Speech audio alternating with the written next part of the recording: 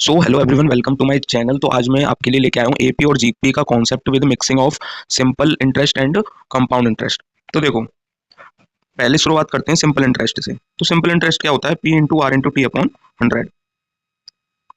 यानी कि अगर मैंने कोई पैसा दिया, मान के चलो पी, उस पर रेट लगी, मतलब इंटरेस्ट रेट मान के चलो R% का है, और टाइम मैंने मान लिया है टी यूनिट्स।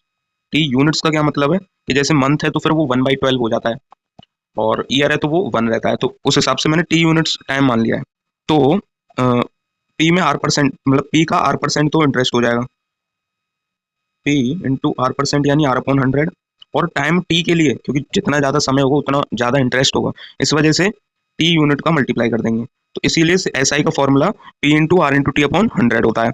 अब एक चीज़ सोचिए, देखिए यहाँ पर मैं आपको एक चीज़ बताना चाहता हूँ कि अगर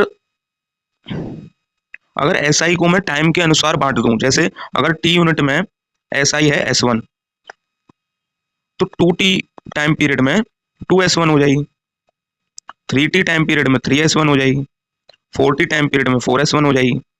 तो ये जो टाइम के अनुसार जो हमारा एस आई है वो डायरेक्टली प्रोपोर्शनल है, इसीलिए हमारे पास एक एपी जनरेट हो रही है।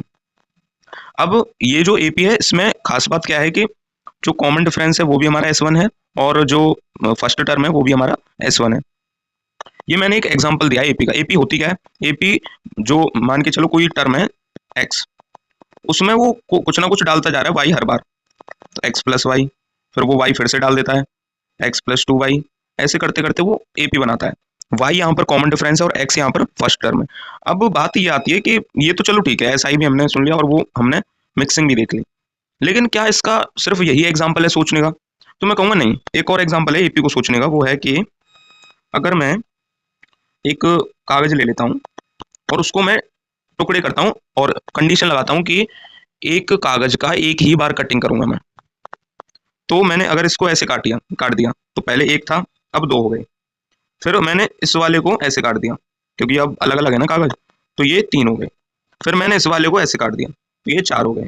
फिर मैंने इस वाले को ऐसे काट दिया, तो ये 5 टुकड़े हो गए टोटल, 1 2 3 4 5। तो ऐसे मैं काटते जाऊंगा तो मेरे पास एपी आ जाएगी। अब मैं थोड़ा, अब आपको लगेगा कि यार ये पता नहीं क्या क्या चल रहा है, अब ये आपको जीपी में समझ में आएगा कि मैं कर क्या रहा हूँ। तो जीपी में चलते हैं डायरेक्ट। देखिए, जीपी के लिए पहले कंपाउंड इंटरेस्ट समझ लेते हैं। तो कंपाउंड इंटरेस्ट में होता क्या है कि अगर हमारे पास पी प्रिंसिपल है तो उस पर ब्याज जो है बार बार लग जाती है। जैसे मेरा जो पी प्रिंसिपल है उस पर मान के चलो R% की रेट लग गई, तो उसमें होगा क्या कि पहली साल जो थी, पहली साल पी का जो हो जाएगा वो होगा पी इंटू R/100, इतना तो इंटरेस्ट हो गया, और पैसा देना कितना है? प्लस पी, यानी कि इनिशियल में इंटरेस्ट जोड़ दो तो फाइनल पैसा आ गया। अब इस पर लगेगा फिर से, यानी जो अगला टाइम पीरियड होगा उसमें फिर टोटल पे जो फर्स्ट ईयर की वैल्यू आ गई, फर्स्ट टाइम पीरियड की वैल्यू आ गई, टोटल पे लगेगा रेट, यानी कि पी इंटू 1 प्लस R/100 पर लगेगा R/100। और जो पैसा था, जो इनिशियल पैसा था वो था इतना। यानी कि ये हो कैसे रहा है कि अगर पी है तो फर्स्ट टाइम पीरियड में पैसा हो रहा है इतना, 1 प्लस R/100 की पावर 1। सेकेंड टाइम पीरियड में पी इंटू 1 प्लस R/100 की पावर 2।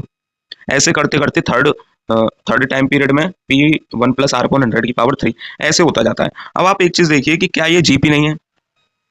जीपी क्या होती थी? जीपी में अगर फर्स्ट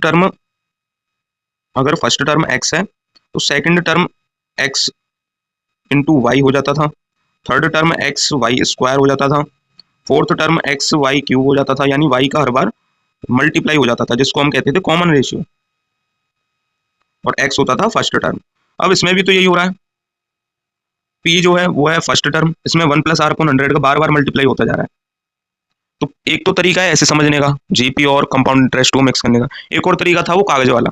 कागज वाला क्या कहता है कि अगर मैं, मेरे पास ये कागज है, उसको पहले तो मैंने 2 हिस्से कर दिए, उसके बाद इन दोनों हिस्सों को लिया और मैंने ऐसे दोनों हिस्से रख दिए, फिर मैंने काटा, तो ये 4 हिस्से हो गए टोटल। फिर जो 4 हिस्से थे वो मैंने ऐसे एक दूसरे के ऊपर रख दिए, फिर मैंने काटा, तो फिर 8 हिस्से हो गए। ऐसे करते करते मेरे पास जीपी आएगी। अब आप एक चीज देखिए, बहुत इंपॉर्टेंट चीज बता रहा हूँ मैं। ये जो चीज है ना वो मैंने सोच के रखी थी कि भाई ये कोई छूट ना जाए। हमारे पास जो सिंपल इंटरेस्ट में कागज था हमने उसको ऐसे काटा था। तो इसमें होता क्या है कि हम जो है सिंपल इंटरेस्ट, अगर आपने किसी से पूछा होगा तो हम क्या कहते थे कि ब्याज जो है एक ही बार लगती है, तो एक कागज एक ही बार कटा। लेकिन कंपाउंड इंटरेस्ट में क्या होता है कि कागज कटते ही जाते हैं।